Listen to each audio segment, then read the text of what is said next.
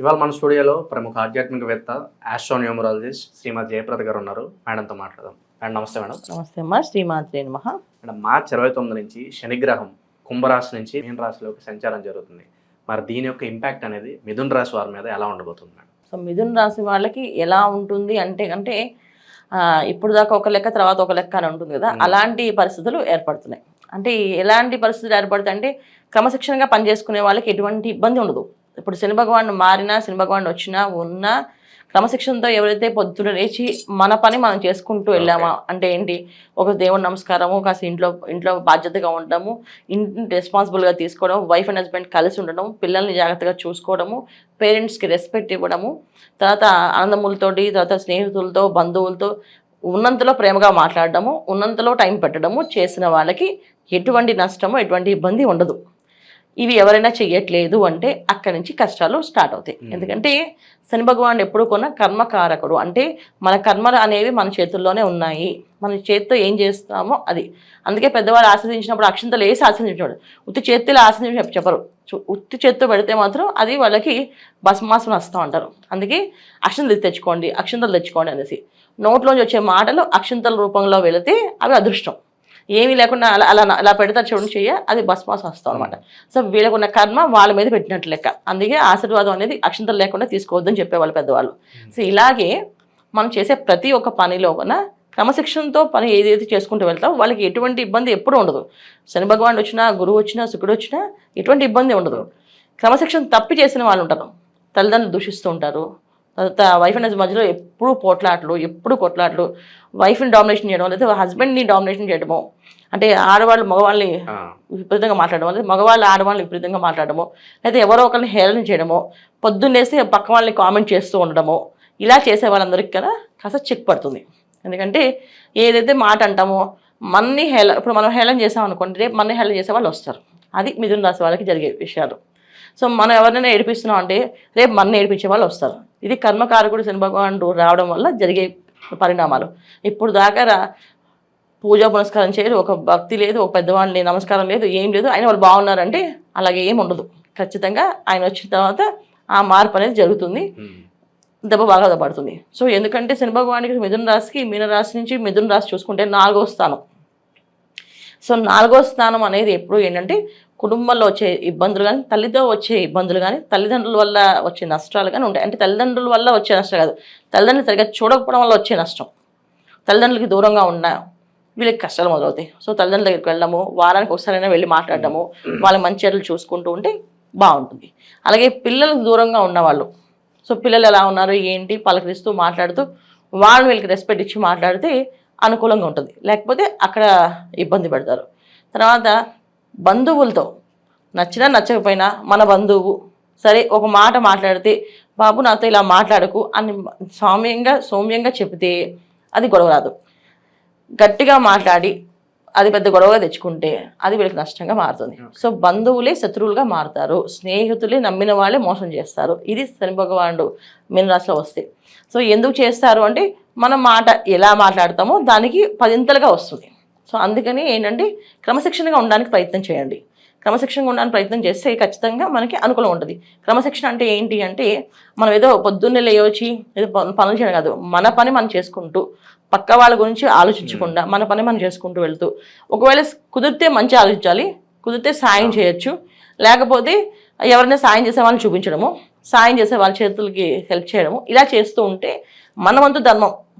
ఒక మానవుడిగా పుట్టినప్పుడు మన ధర్మం ఏంటి అనేది మనం చేసుకుంటూ వెళ్తే ఫస్ట్ ఏం చేయాలి, తను నమ్మిన తల్లిదండ్రులు చూసుకోవాలి, తోబుట్టులను చూసుకోవాలి, భార్య పిల్లల్ని చూసుకోవాలి, తన ఉద్యోగం చేస్తున్న బాస్ని చూసుకోవాలి. ఎందుకంటే ఉద్యోగం ఇచ్చారు కదా, జీతం ఇస్తారు నెలలా.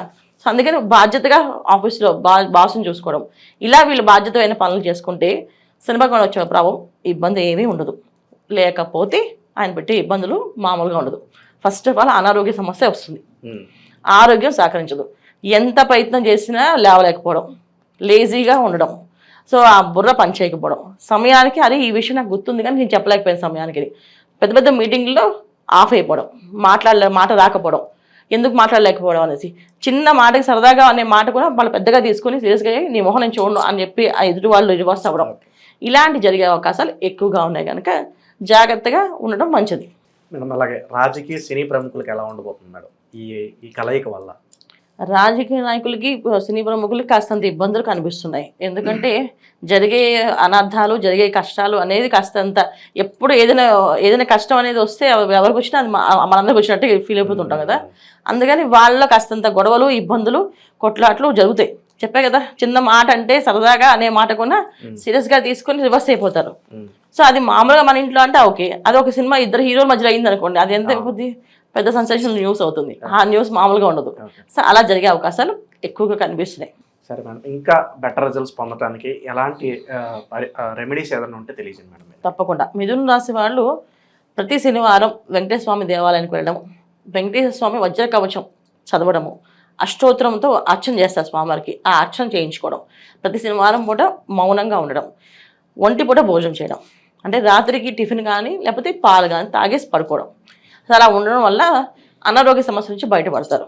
తర్వాత ఏ పనైనా చేయాలంటే ముందు శక్తి కావాలి కదా, ఆ శక్తి ఎప్పుడైతే తగ్గిందో ఏంటి, సో వీళ్ళకి కొంచెం ఆలోచన తగ్గుతుంది.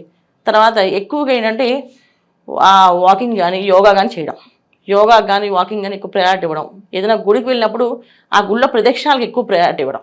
సో అంటే గుళ్ళోకి వెళ్ళాం దర్శనం చేసేసుకున్నా కాకుండా 11 ప్రదక్షిణాలు 21 ప్రదక్షిణాలు చేయడం, ఇలా చేసుకుంటూ వెళితే అనుకూలమైన జీవితాన్ని పొందొచ్చు వీళ్ళు. జనరల్ శని భగవానుడు అంటే మనం ఏదైనా శనేశ్వరుడు అనగానే భయపడుతుంటాం, ఇది ఇలాంటి శని ప్రభావం వస్తుంది, అర్ధాష్టమ శని వస్తుంది, అష్టమ శని వస్తుంది అని చెప్పేసి. సో ఎక్కడ మనుషులు ఎక్కడ ఎవరో ఏది క్రమశిక్షణ పెట్టరు, మనలో ఉన్న ఒక రూపం ఏదైతే ఉందో అది బయటపడుతుంది. సో ఆ మనలో ఉన్న రూపాలు ఏంటంటే చాలామందికి మంచితనం అనేది కొంతమందికి ఉంటుంది, కొంతమందికి చెడు లక్షణాలు ఎక్కువగా ఉంటాయి. సో చెడు లక్షణాలని కమ్మి దాచిపెట్టేసి మంచి రూపంలో వేసుకుంటూ నడిచే వాళ్ళందరినీ ఆయన ఆ చెడు రూపాన్ని బయటపెడతాడు. అలాగే మంచి లక్షణాలు ఉన్న వాళ్ళకి ఆ మంచి రూపానికి ఒక గుర్తింపు అనేది ఇస్తాడు. అది శని భగవానుడు చేసే మెయిన్ క్రమశిక్షణ.